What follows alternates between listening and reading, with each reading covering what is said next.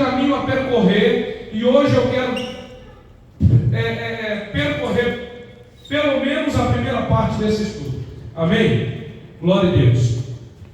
Salmo número 42, eu já sei que eu já falei sobre isso, mas alguns que estão aqui não estavam no dia, eu vou falar mais uma vez, e depois eu vou seguir o caminho no próximo culto do lugar que eu parei. Amém? Dando bem-vindo hoje ao irmão Wilson pai, Wilson Barbosa pai, João Felipe, Deus abençoe vocês em nome de Jesus. Ei, Jefão, velho. O que eu falei para o senhor ontem, José? Glória a Deus. Dando bem-vindo também, por enquanto é só, né? Os demais são de casa. Amém? Eu quero que você use Bíblia hoje. Use Bíblia hoje, tá? Então não entre no WhatsApp, nem no Instagram, nem atenda ligação, porque você vai usar Bíblia hoje. Hoje vai ser um culto de ensino, porque nas terças-feiras você está me deixando sozinho. Rapaz, eu não sabia que você conseguia fazer isso aí não, Lucas. Não consegue, hein? Nunca surpreende a gente, né, irmão? 45, versículo 5, versículo 10, versículo 11. 42, Salmo 42, verso 5. Desculpa. Vocês estão vendo aqueles vídeos bonitos lá no grupo da igreja que eu estou postando? É o Lucas que está deixando Deus usar ele e fazendo para a igreja. O Instagram da Mulher Melhor, você viu que está de seguidor já? 60 já, né, Lucas? Graças a Deus. E abriu agora no final de semana, viu, irmãos? Instagram. Então vai lá comigo, viu, irmãos? Por que estás tão triste, ó minha alma? Por que se perturba dentro de mim?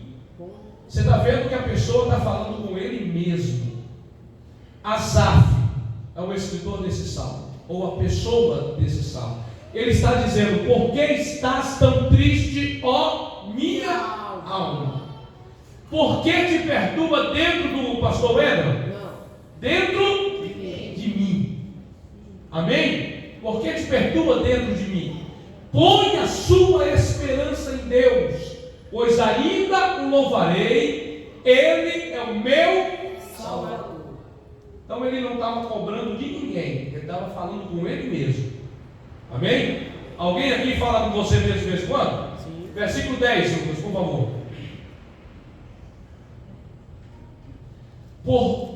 Até os meus ossos sofrem de agonia mortal. Quando os meus adversários zombam de mim, perguntando-me o tempo todo: onde está o teu Deus? Ele estava dizendo assim: olha, quando as pessoas me acusam ou me fazem perguntas acusadoras, até os meus ossos sofrem. Alguém já disse para você que você não é crente? Por que você está passando essa prova desse jeito? Você não é crente? Está doente assim por quê?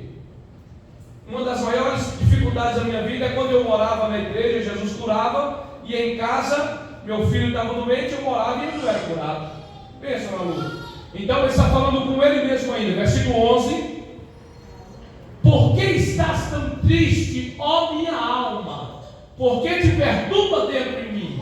Põe a sua esperança em Deus, pois ainda o louvarei, Ele é o meu Salvador e o meu Deus. Aleluia. Amém? Pode sentar você agora e continue sentado mesmo quando eu pedir.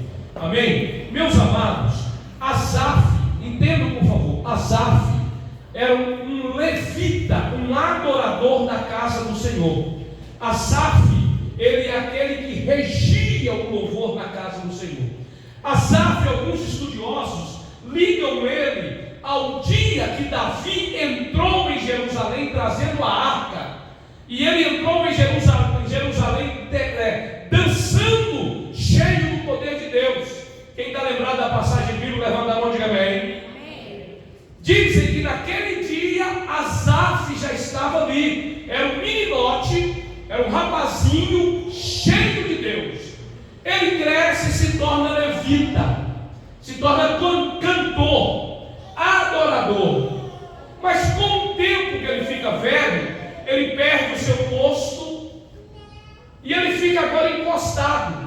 É quando ele anda na rua, presídio Josué, e as pessoas dizem: ué, cadê o seu Deus? Você não era crente pouco dia atrás? Você não era obreiro?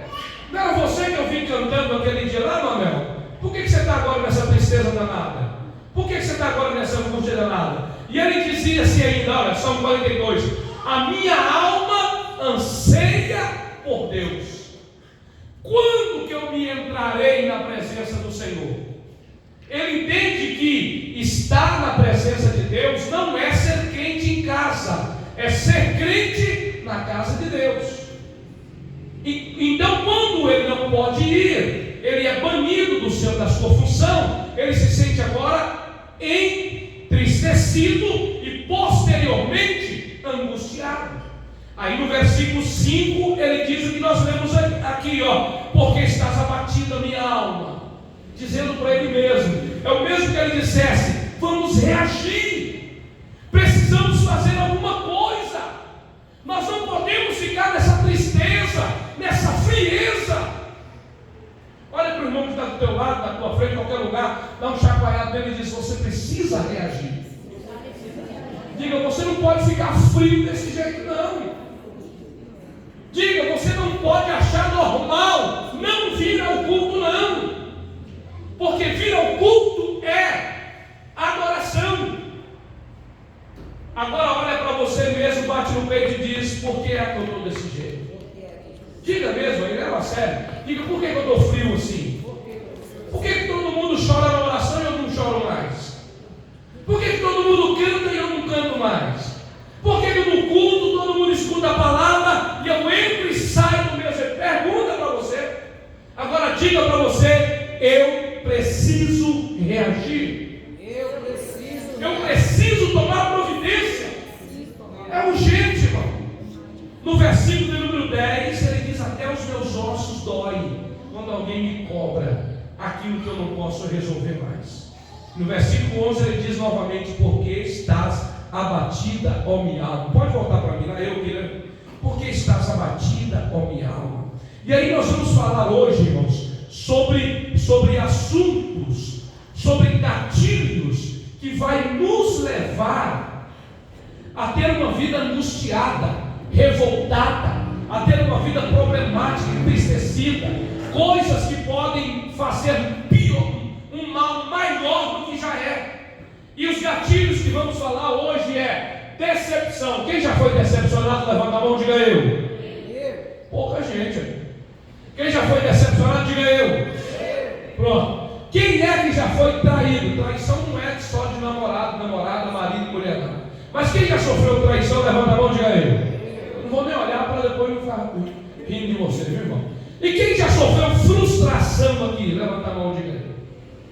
E quem é que já sofreu perdas? Perdeu coisas que amava, pessoas que eram boas e foi embora. Quem já teve perda, diga amém. Amém. E quem é que já foi rejeitado um dia aqui? Amém.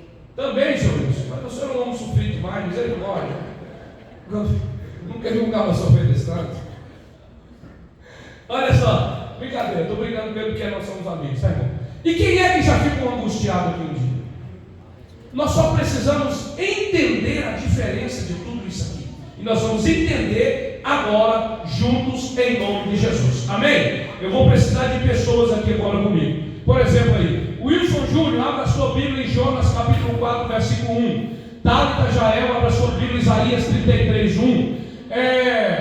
Presbítero Josué, 2 Coríntios capítulo 1, versículo 8. Pastor Wendel, Jó capítulo 3, verso 1. Irmã Marleide, a esposa do homem que mais sofreu que eu já conheci até hoje. Jó capítulo 1, verso 8. Lê Jó capítulo 1, verso 8. E Jefter Felipe, Mateus 26, 38. E já fica por aí aberto. Amém? Quem entendeu, diga amém. Vamos lá então, vamos entender então o que é essa tal de decepção. O que é decepção? Jonas capítulo 4, versículo 1. Wilson Júnior, por favor, fique de pé, ou mesmo sentado, mas diga o capítulo, o livro, o capítulo, o versículo está lendo em voz alta e leia para nós. Jonas 4, versículo 1. Mas isso desagradou extremamente a Jonas, e ele ficou irado. Amém. Isto desagradou ou decepcionou extremamente a Jonas. Ele ficou o quê? Irado. O que é a decepção? A decepção é quando surge. Quando é que surge a decepção? Quando nossa motivação está errada. Qual era a motivação de Jonas pregar para Nínive? Quem sabe dizer aqui? Deus mandou Jonas ir a Nínive pregar. E Deus disse para ele: é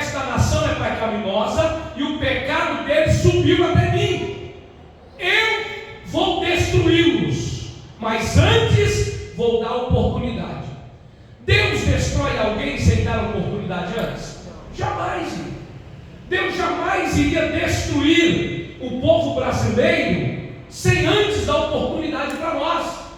E a Bíblia diz que o motivo do mundo não ser destruído é porque a igreja ainda está aqui.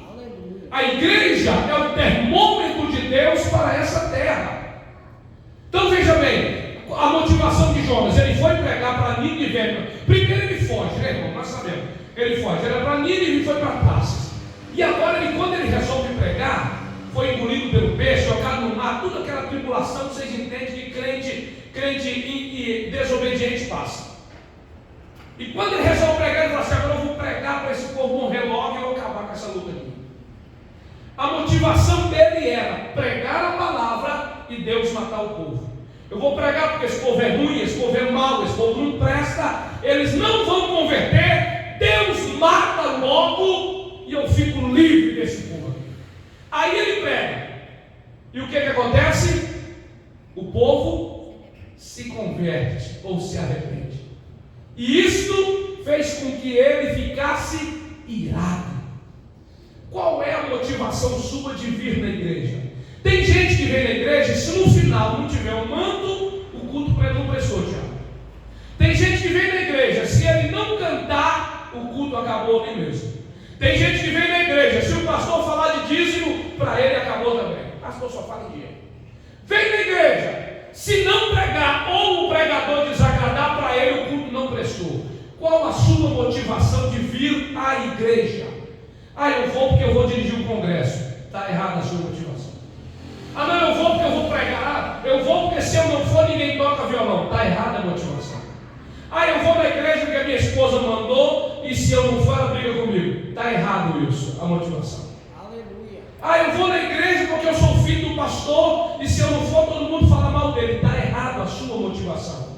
Eu vou pregar para Deus matar o povo. Está errada a motivação. A sua motivação tem que ser vir à igreja para adorar ao Senhor, independente de quem vem, independente de quem não veio, independente de quem adora, independente de quem não adora, independente de quem faz, independente de quem não faz. A nossa motivação tem que ter Deus em primeiro plano. Jonas deveria dizer: Deus quer que eu pregue, eu vou pregar. E o que vai acontecer depois não é comigo, é com Deus. Mas ele vai querendo que o povo morra, as motivações erradas. Aí não acontece o que ele quer. Aí ele fica irado. Nossa motivação estão erradas. Jonas dizia: vou pregar logo para esse povo só, para Deus matar eles. Acontece uma decepção quando nós aceleramos e não respeitamos o tempo. Jonas capítulo 2, versículo 3. Lembra nós, Júlio, por favor? Jonas capítulo 2, versículo 3. O tempo para pregar ali era de quanto tempo, Wilson? Vê para nós aí. Jonas capítulo 2, verso 3.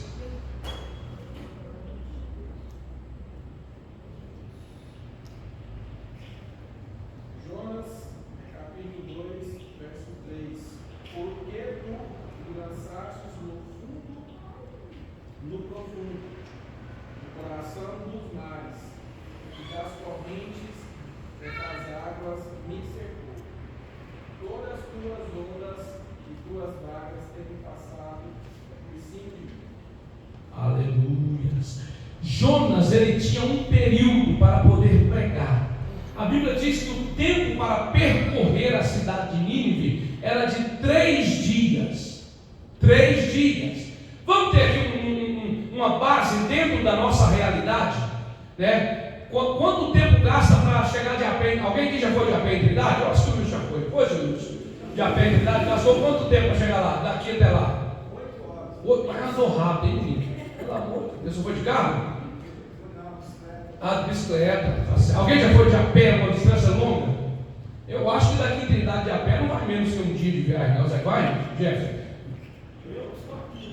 O Jeff gasta uns 4 dias. Então, Nínive era uma cidade que não era pequena. E além de ser pequena, tinha moradores e muitos moradores. Então, o tempo para percorrer não era para atravessar, era para andar em toda a cidade. Pregando seria de 3 dias. E Jonas fez em quanto tempo? 1 Porque ele dizia: eu vou fazer rápido, vou fazer logo. Só que o tempo certo era 3 dias. Tem gente que não respeita o tempo certo, e ele quer fazer logo, quer fazer rápido, e ele se cansa demais, ele se estressa demais, ele se acaba demais, ele fica doente demais, porque ele ultrapassou os limites do corpo humano, fez além do que ele deveria ter feito por dia. Isso gera desgaste mental, isso gera desgaste psicológico, isso gera desgastes físicos, e no final não dá conta de mais nada, porque agora a mente, o corpo e a alma querem somente aquilo que ele pensa que é certo. Nós temos ali um personal trainer, temos ali uma enfermeira, pessoas que sabem sobre assunto de saúde, tanto físico quanto mental. E se for para a pessoa perder peso, tem um tempo certo aí, João Felipe. Ele vai perder tudo num dia só e vai voltar morto para casa. Se ele quiser achar que vai fazer tudo o serviço de um mês e um dia só, quando for no outro dia está tudo bagunçado de novo, ele não dá conta de arrumar mais nada. Jonas, ele fez em um dia o que era para fazer em 3. Muita gente assim na igreja está vivendo, querendo ultrapassar o tempo. Deus te colocou num processo, Deus te colocou num tempo, para você respeitar esse tempo. Sabe o que mais acontece em pessoas decepcionadas com a igreja? É porque querem ser consagradas e o pastor diz: espera mais um pouco. É porque querem pregar e às vezes o próprio Deus diz: espera mais um pouco. É porque querem ser presidentes, ministério, e Deus está dizendo: ainda não. Pouco tempo atrás, um obreiro chegou para mim, que não está entre nós. Ele chegou, foi obreiro nosso um tempo atrás, falou: pastor, eu vou abrir o ministério. Eu falei: olha, não é o tempo ainda. Eu creio que Deus vai te usar assim, mas ainda não é o tempo. E ele esperou? Esperou nada, só esperou o prazo de sair do portão para fora. Assumiu a igreja, colocou no endereço, depois mudou para outro, depois mudou para outro, depois fechou. E agora está dizendo que só vai congregar quando Deus der a igreja dele construída. E aí? Será que esse camarada está alegre com Deus? Será que ele está feliz com Deus que ele serve? Será que ele está tendo uma vida livre, liberta com Deus que ele diz que adora? É uma vida frustrada, é uma vida de decepção. E aí começa a fazer errado, fora do tempo, e está claro que vai dar errado, irmão. Existe um caminho a percorrer, e esse caminho exige tempo. Exige tempo, e se você faz aceleradamente, não vai dar certo. O tempo é necessário, seria 3 dias, mas Jonas terminou em 1. Quando queremos prever o resultado, Jonas, ele disse: eu vou pregar e Deus vai matar, porque esse povo é ruim, não vai mudar. Aí ele pregou e o povo mudou e Deus perdoou. Aí ele fica irado, revoltado, porque ele se sente agora decepcionado com Deus. Ele foi, sentou lá em cima do monte e ficou observando para ver Deus matar o povo. Deus não mata. Aí Deus faz nascer uma bomboeira que gera sombra, porque o calor estava derretendo os neurônios de Jonas. E ele se sente confortável. Daqui a pouco aquela bomboeira morre. Aí ele reclama. Aí Deus diz: você reclama dessa planta que você nunca plantou, nunca regou, mas está irado com aquele povo que não é seu? Por que é que nós queremos que Deus cobra de alguém? Por que é que nós sempre queremos que Deus faça algo que a gente gostaria de fazer e não tem coragem? Por que é que a gente quer que Deus faça o que nós determinamos? Olha aquela história: eu determino porta aberta, aí a porta não abre, aí ele fica decepcionado, e talvez eu também fique. Eu determino cura, mas se Deus não curar. Eu determino prosperidade, e se prosperar e subir da sua frente, você fica decepcionado. E se não prosperar, você decepciona também. Temos que tomar cuidado em prever resultados, em querer que Deus faça o que nós achamos que é certo, para evitar decepções em nossas vidas. Porque decepção é um gatilho para problemas futuros. Decepção não gera angústia, mas decepção gera tristeza, que é o primeiro passo para uma vida angustiada, para uma vida oprimida e para uma vida depressiva. Isto não é, mas isto abre portas. Isso ainda não é, mas isto é o começo para te levar a uma vida depressiva. E eu não sei se tem alguém aqui que já sofreu com problemas de depressão, ou conhece alguém que já sofreu, mas depressão, muitas vezes, o caminho final é o caixão, é a morte. Muitos que chegam na depressão não conseguem voltar, porque não tem força mais, não tem desejo mais, não tem mais ânimo, tudo acaba. Então vamos saber lidar com as frustrações, com as decepções da vida, para evitar o mal que está a vir depois disto. Quem é que diz amém? Próximo gatilho, traição. Isaías 33:1, quem é? Cadê a Tata? Não está não? Alguém lê para mim Isaías 33:1, era ela? Não sei quem era mais. Vamos lá, prepara aí. Ela até correu de mim. Isaías 33:1. Oi? A relação, vou voltar aqui de novo, ó. Para quem esqueceu aí, ó. Jonas 4:1 já foi, Isaías 33:1, depois 2 Coríntios 1:8, depois Jó 3:1, depois João 1:8, depois Mateus, é João lá, né, João 1:8, depois Mateus 26:31. Amém? Vamos lá então, Isaías 33:1. Quem encontrou, leia por favor. Isaías 33:1. Ai de ti, despojador, que não foste despojado, e que procedes perfidamente contra os que não procedem, perfidamente contra ti. Acabando tu de despojar, serás despojado, e acabando tu de tratar perfidamente tratarão. Ó, essa palavra perfeitamente, ela também é traduzida por traição. A minha Bíblia, que eu uso a NVI, fala traição. Então está falando sobre o traidor. Ai de ti, traidor, que trai, mas não quer ser traído, que usufrui, mas não querem que usufruem de você. Então Isaías está falando sobre traição nesse texto. Agora, o que é traição? E o que gera em nós? Traição é uma quebra de confiança e fidelidade.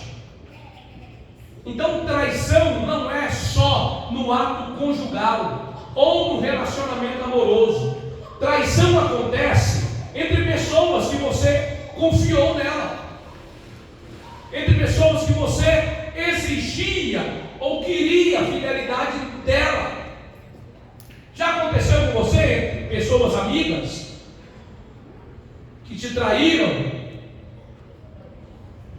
Então, traição, que é traição? É uma quebra de confiança e fidelidade, que gera uma tristeza profunda. Uma pessoa traída geralmente é presa em sentimentos que a diminuem.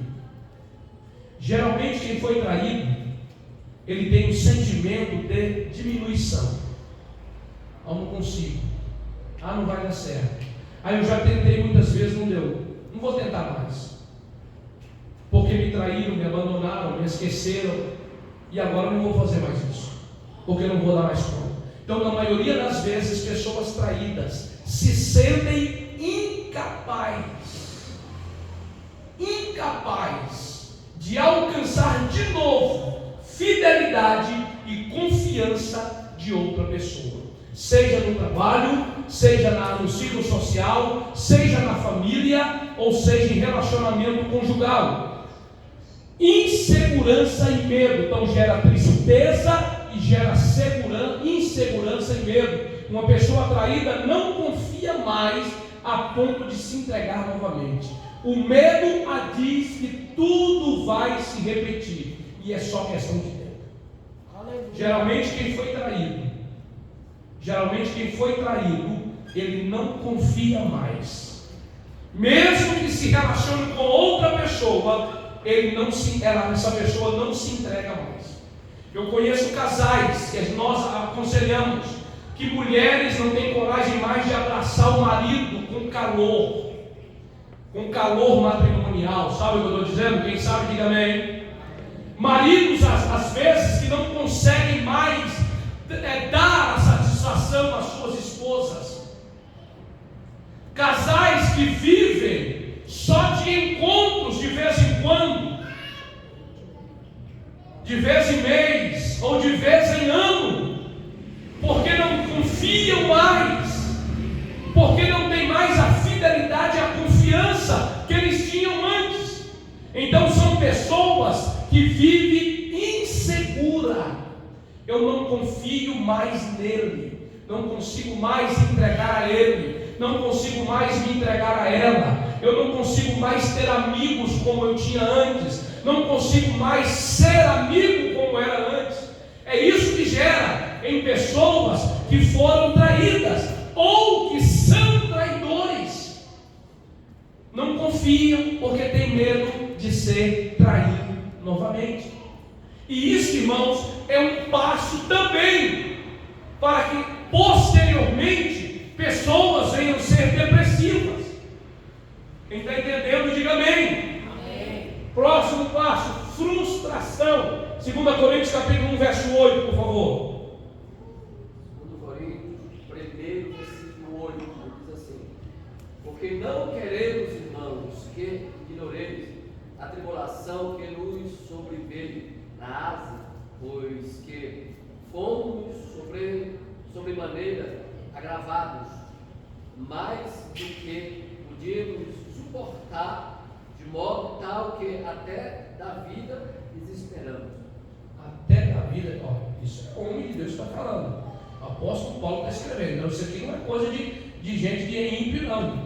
O apóstolo Paulo está dizendo: não quero que você seja ignorante em relação às provas, não seja ignorante em relação aos problemas, porque aconteceu conosco, e foi tão pesado que nós ficamos até desesperados, ou em outra tradução diz, frustrados com a vida. Agora, como que você lidar com as frustrações? Já sofreu frustração na sua vida uma vez? Já passou por frustração alguma vez? Empenhou tudo e depois deu errado? Investiu tudo, se lançou de cara, daqui a pouco deu com a cara, como diz ele, deu com os burros na água, deu com a cara no muro. Olha só, o que é frustração? E por que ficamos frustrados? Frustração é o sentimento de não ter conseguido ou atingido o resultado ou satisfação. Quando pessoas não alcançam seus resultados, não alcançam sua satisfação, geralmente são pessoas frustradas. Esse obreiro que eu falei agora há pouco, com certeza é um obreiro frustrado. Ele fica naquela: mas o Josué fez e deu certo. Mas o pastor tal abriu a igreja e prosperou. Mas o fulano passou na prova e não fechou a igreja. Mas o outro fez o que eu fiz e alcançou o que eu não alcancei. Aí ele fica lutando com ele mesmo, ao invés de fazer como Asaf, porque está abatida, porque está triste, porque está com problema, reaja. Ao invés de buscar reação, ele continua lançando para dentro perguntas que não vão levar a nada. Mas fulano veio do Pará e em pouco tempo ficou rico. E até hoje eu estou aqui nessa de pegar ônibus de madrugada, de passar frio, de trabalhar à noite.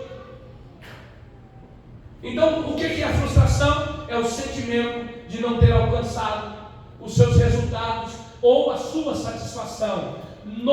Quando é que ela vem? Quando nos cobramos além. Amém? Você conhece a sua capacidade, Manuel? Sabe de que você é? Sabe? O que é que você toca bem? Qual é o instrumento que você toca bem? Guitarra. Já falou, né, José? Diz que a guitarra na mão dele, se não chorar, não é guitarra. Se não ficar bonito, porque não é guitarra, é berimbau. Mas aí ele inventa de pegar o quê? Um tamborim. Vou tocar hoje tamborim. Não vai dar certo, porque o bom na guitarra. Você conhece a sua capacidade, seu Wilson? Sabe o que é que você é capaz mesmo? Você sabe em que você é bom? Então por que você está querendo fazer algo além do que você é bom? Aleluia. Além daquilo que você já sabe que você domina. Primeiro, domine o que você é bom, para depois você tentar outra coisa. Primeiro, alcance resultados naquilo que você domina, naquilo que Deus te deu. Eu conheço muita gente que é bom em mais de uma coisa. Ele faz bem várias coisas, mas primeiro ele precisa dominar aquilo que ele é bom. Aleluia. Se você ficar pulando de galho em galho, você nunca vai ser bom em nada. Isso faz parte de palestras motivacionais, de entrevistas de emprego, de crescimento de equipe. Então você precisa descobrir quais são os seus talentos, para que você não se cobre além dos seus talentos. Quem está entendendo, diga amém. Amém. Mas aí você é bom em portaria, mas não se satisfaz em ser recepcionista e quer ser dirigente de culto, irmão. Vai dar ruim, irmão, não vai dar bom. Aí você é bom para dirigir o culto, mas não se satisfaz, quer tocar violão. Não vai ficar legal. Pelo menos até você dominar naquilo que você é bom. Então frustrações acontecem quando você se cobra além do que você é capaz. É preciso se organizar, fazer projeções daquilo que você sabe fazer. É preciso organizar a sua vida e etc. Aí você é um cara bom, mas não se organiza. Sabe o que eu estava vendo agora há pouco aqui, irmãos? Na hora do louvor, os irmãos cantando. Nós temos pessoas boas para tocar aqui, temos ou não? Temos bons tocadores que ou não temos? Nós temos poucas pessoas para cantar aqui? Tem ou não tem? Fala a verdade. E nós temos um ministério de louvor bom aqui? Temos um ministério de louvor bom aqui? Por que, gente? Nós não temos um ministério de louvor bom. Se nós temos bons tocadores, bons cantores, por que não temos um ministério de louvor? Porque está faltando nos organizar, nos projetar, ensaiar, organizar quem canta com a voz fina, com a voz grossa, com o tenor, com o agudo, e organizar quem toca o violão, quem toca a bateria, quem fica no som. Nós temos talentos, mas não estamos organizando os nossos talentos. Somos bons em alguma coisa, mas não estamos nos organizando naquilo que somos bons. Estamos nos cobrando em outras coisas, mas sabendo que aquilo que nós somos bons, nós não fazemos. Aleluia. Há pouco tempo atrás aqui nós éramos conhecidos como a única igreja que fazia cruzada de rua, a única igreja que fazia evangelismo de rua. E a gente está fazendo isso hoje. Mas nós somos bons nisso. Se a gente resolver amanhã tirar o som para fora e fazer, a gente faz. Faz ou não faz? Mas por que a gente não faz? Porque a gente está se cobrando outras coisas que nós não somos bons. Então precisamos nos organizar naquilo que nós somos bons e parar de nos cobrar além. Tem gente que já falou: pastor, vamos pintar a igreja de preto aqui, ó. Mas será que pintar de preto resolve? Vamos colocar umas lâmpadas escuras aqui, uns pisca, com azul dali para cá, um vermelho de cá para lá. Vamos fazer uns trem diferentes aqui. Falei, irmão, mas não é o tempo, não é a poltrona, não é o ar. Alguma coisa que está acontecendo que nós não estamos fazendo. Somos bons, mas estamos parados. Não adianta escurecer a igreja, se naquilo que nós somos bons, nós não estamos fazendo nada. Aleluia. De que adianta copiar quem está bom? Temos que fazer o que nós somos bons para fazer. Porque lá na igreja escura, eles sabem lidar com a igreja escura. Mas nós sabemos fazer coisas boas e não estamos fazendo. Temos que parar de nos cobrar além, porque isso gera frustração. Assumir responsabilidades acima da nossa capacidade. Gesseno, tu vai pregar amanhã, porque eu não vou poder estar aqui, amém? Amém, pastor, deixa comigo. No dia ela nem vem. Porque fala assim, pastor, só que tu não prega e me chamou. Para que ele me chamou? Ele te chamou porque confiou em você. Porque de repente ele acreditou que você ia estar lá. E você disse ok, mas não estava. Por que é que nós não assumimos a responsabilidade só dentro daquilo que nós podemos? Jesus conta uma parábola disso de dois servos que disseram que ia trabalhar. E um assumiu responsabilidade e no dia não foi. E o outro disse que não ia porque não podia, tinha compromisso, mas no dia ele foi. Aí ele pergunta qual dos dois servos foram mais honrados? Aquele que disse que não podia, mas foi. Acontece que nós não assumimos responsabilidades dentro daquilo que nós podemos.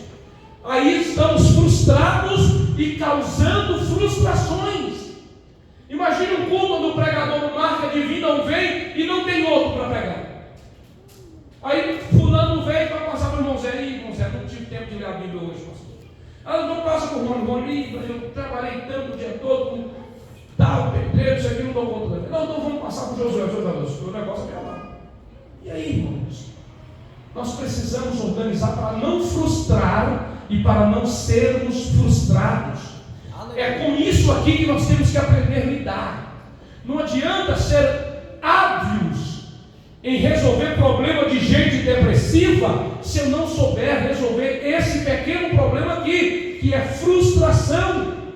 É preciso conhecer e se preparar para coisas maiores. Tudo começa com coisas pequenas. Tudo que é ruim demais, um dia foi só ruim. Tudo que é bom demais, um dia foi só bom. Ou um dia foi só um projeto. Se nós não soubermos lidar com as pequenas coisas, quando elas se tornarem grandes, nós vamos nos embaraçar. Mas o gatilho que leva a uma vida depressiva, perdas. Jó capítulo 3, verso 1 até o 4.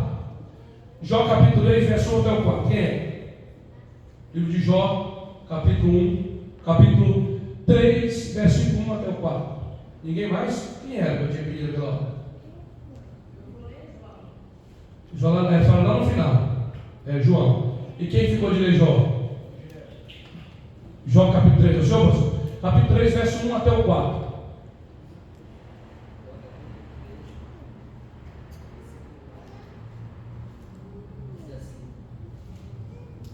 Depois disto, abriu Jó a boca e amaldiçoou o seu dia. Aleluia. Tá bom. Depois disto, Jó abriu a sua boca e amaldiçoou o dia do seu nascimento. Você seria capaz de passar pelas perdas que Jó passou? E por que é que a gente gosta de olhar para alguém e dizer, mas o cara um probleminha desse está desse jeito? Acontece que cada um tem uma capacidade. Jó foi capaz de vencer a prova? Porque ele estava capaz para vencer a prova da vida dele. Agora, cada um recebe a cruz com o peso que lhe é capaz de carregar. Nós temos que aprender a lidar com as perdas, irmãos. Deus não vai tirar algo de você que você não suporta. E Deus não vai colocar nas suas costas algo que você também não suporta. Se nós não soubermos lidar com as percas da vida, como é que nós vamos aprender a lidar com os ganhos? Sabe por que tem gente que ficou milionário e depois ficou pobre? É porque não aprendeu a perder e também não aprendeu a ganhar. Quem não aprende a perder, nunca aprenderá a ganhar. Quem não dá valor nas provas que recebem, porque prova não é só coisa ruim não. Jó no final da prova, sabe o que ele disse? Hoje eu sei que o meu Redentor vive. E antes, será que ele sabia? Não, ele não sabia. Ele só ouvia dizer. Sabe aquele crente que vive de oração dos outros? Sabe aquele crente que vive de pregação nos outros? Escuta a pregação do Josué. Josué falou assim, ó: se você cortar o cabelo vai para o inferno, porque seu cabelo tem que ser normal e natural. Pronto. Aí vem aí ele sai de lá, deixa o cabelo crescer, desfrontado, amarelado, queimado, porque o Josué falou. Aí no outro dia ele escuta a mensagem do Manel falando: Deus não quer compromisso com o seu cabelo está vou cortar o cabelo. Vai lá e corta o cabelo. Aí no outro dia vem aqui a irmã Kézia e fala assim: se você pintar o cabelo você vai para o inferno, porque não pode pintar, porque eu tive uma visão e não sei o que. Opa, mas não vou pintar o cabelo mais. Meu cabelo é santo, meu cabelo é consagrado, meu cabelo. Mas no outro dia vem a irmã Ionete e fala: você precisa estar bela, preparada, abençoada, bonita. Corre lá e pinta o cabelo. Porque ele não sabe o que é. Jó, ele era crente porque ouvia dizer.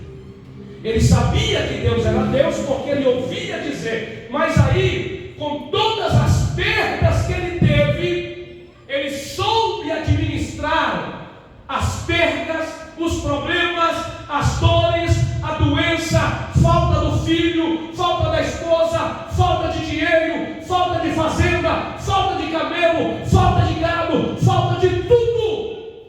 Mas quando faltou tudo, ele descobriu que Deus estava com ele. As perdas vão te levar a conhecer que o mais importante não é o que você perdeu, é o que você tem. Entendeu? Diga amém. Amém. As perdas vão te levar a entender que o mais importante não é o que você tinha, é o que você ainda tem. Então valorize, administre a sua vida, mesmo nas horas de perda. Você está preparado para receber ou para ter as perdas? Servir ao Senhor não nos isenta de perder. 1 Samuel 33 diz que Davi voltou para casa e encontrou a casa destruída, a cidade queimada, destruída, e a família tinha sido raptada e levada embora. Chorou, até perder as forças, mas depois ele se levanta e se renova no Senhor. Precisamos aprender a lidar com esse tipo de coisa, irmãos. Precisamos aprender a lidar com esse tipo de coisas. Uma perca não pode te fazer uma pessoa miserável. Tem gente que perdeu uma coisinha, uma coisona e se tornou trancada, miserável, se tornou problemática, não acredita em mais nada, não acredita em mais nada. As percas não vêm para te destruir, ela vem para te ensinar a dar valor naquilo que você tem, a dar valor naquilo que Deus já garantiu para a sua vida. Rejeição. Isso aqui ninguém nunca passou por isso já? Alguém já foi rejeitado aqui? Não? Já? Achava que era só eu, ué? Um dia eu vendi um carro para o irmão, vendi um carro para ele fiado assim, umas trocentas prestações, Wilson. O cara me pagou do jeito que deu conta, atrasado e tal. Quando acabou de pagar, eu nem sabia mais quem era carro, quem era dinheiro. Tanto tempo ele foi longe. Mas eu estava fazendo uma campanha no monte, 21 dias de oração no monte. E aí só tinha aquele carro por perto e eu pegava o carro emprestado. A gente subia o monte, orava muito, descia, madrugada, cheio de poder, cheio de gás. Um dia ele falou assim: pastor, não sei o que está acontecendo. Todo dia que o senhor pega o carro emprestado, o carro volta fedendo merda. Deus. E agora? Para a campanha, para de orar, devolve o carro e não vai mais nada? Não, eu fui de ônibus. Fui de ônibus no monte. Ficava lá até os ônibus começar a correr de novo, porque antigamente, não sei como é que está hoje, mas antigamente parava meia-noite e só voltava às 5 da manhã, né? Ficava por lá às 5 da manhã, vinha de ônibus de novo. E quando tinha dinheiro, vinha de táxi. E aí? Eu vou deixar de ser crente por causa de um camarada desse? Porque alguém disse que você não presta, que você não é, que você não toca, que você não prega, que você não canta, que você nem crente é, você vai deixar de ser crente por causa disso? Então, rejeições, quando ela vem? Quando nós nos tornamos maior do que se esperava de nós. A pessoa olhou para você e disse: não vai prestar para nada. Eu tive um problema na infância e nós éramos 3 irmãos, ainda somos 3 irmãos, eu, o pastor Cláudio e a minha irmã Claudiana, que mora no Canedo. E o meu irmão uma vez foi expulso do colégio. Antigamente esse negócio de fez bagunça demais, é expulso do colégio, suspenso, 3 dias de suspensão para ele. E aí meu pai foi danar com ele, eu estava perto dele e falou assim: eu achei que esse aqui que não ia prestar. Ele apontou para mim. Eu pensei: meu Deus do céu, achei que estava agradando, ele não tinha trabalhando. E aquilo ficou no meu coração muito tempo, irmão. E quase que eu cresço com aquilo. Rejeição. Tem pessoas que foram rejeitadas pelo pai, pela mãe, pela mulher, pelo marido, por filhos. Tem filhos que crescem e não querem nem saber dos pais. E tem pai que faz o filho e não quer saber também. E isso gera problemas se você não souber administrá-los.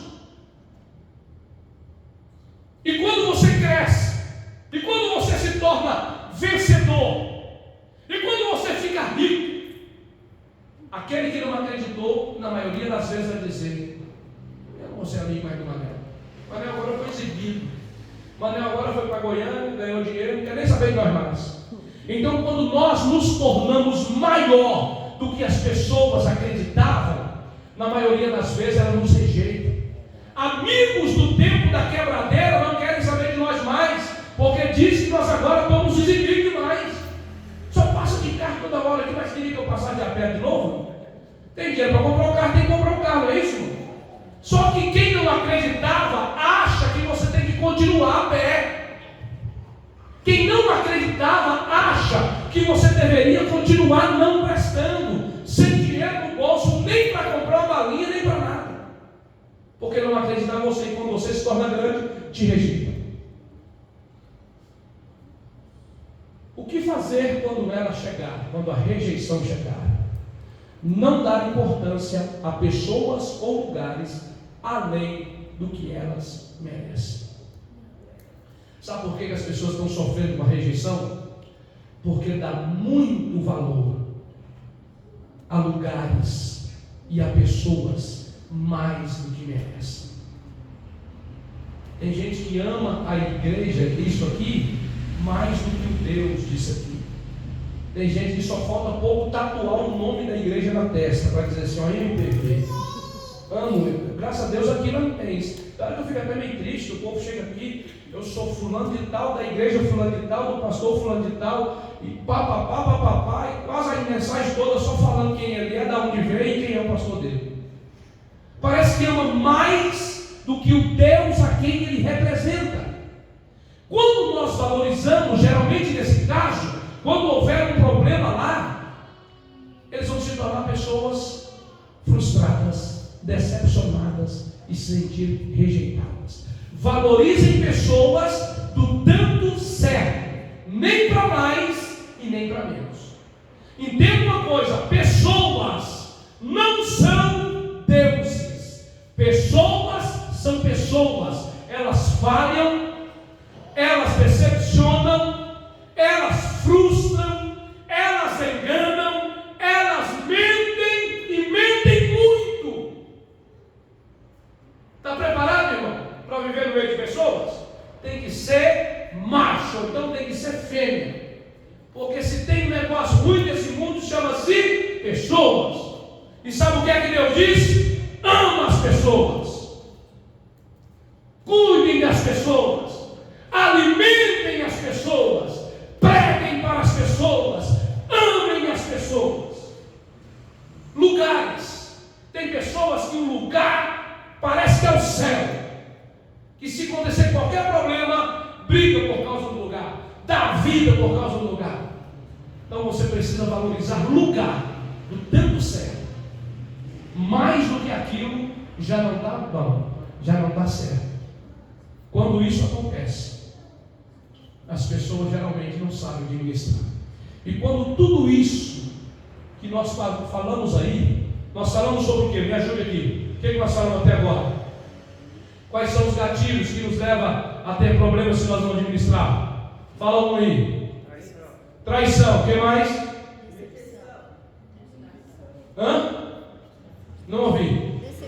Decepção, o que mais? Perdas, o que mais? Frustração, o que mais? Não, angústia ainda não, né? Rejeição. Perdas, frustração, rejeição, decepção e traição. Isto gera tristeza. Isto gera o quê? Tristeza. Quem é traído, geralmente tem tristeza. Quem tem perda, fica triste. Quem é rejeitado, fica triste. Quem é o que mais? Decepcionado, fica triste. O que o outro mais, o que é o outro? Quem é rejeitado, fica triste. E se não administrar, fica angustiado. O que é angústia? É o sentimento desagradável de profunda tristeza. A angústia é o último passo da tristeza e o primeiro passo para opressão. Pessoa triste não é angustiada, mas se não cuidar e sarar o problema, ela se torna angustiada. A tristeza, ela pode ser passageira. A angústia, ela começa a instalar moradas. A tristeza, ela vem e vai o tempo todo. A angústia, ela começa. Outro dia o José mandou um negócio lá que lá foi muito forte. É como se fosse uma sombra. Onde você for, ela está contigo. E sempre alguém está te dizendo: está vendo? Olha aí de novo. Olha o que eu te falei agora há pouco. Olha aí, o mesmo problema. Está se repetindo o que aconteceu aquele dia. Então a angústia te faz sofrer dobrado ao que você já sofreu. Administre bem. Administre bem. Se por um acaso você for decepcionado, administre a decepção. Se você for traído, administre a traição. Se você for frustrado, administre essa frustração. Se você sofrer perdas, administre essas perdas.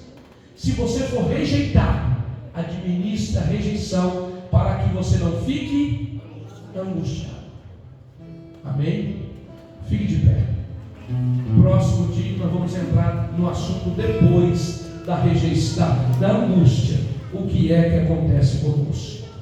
Aleluia.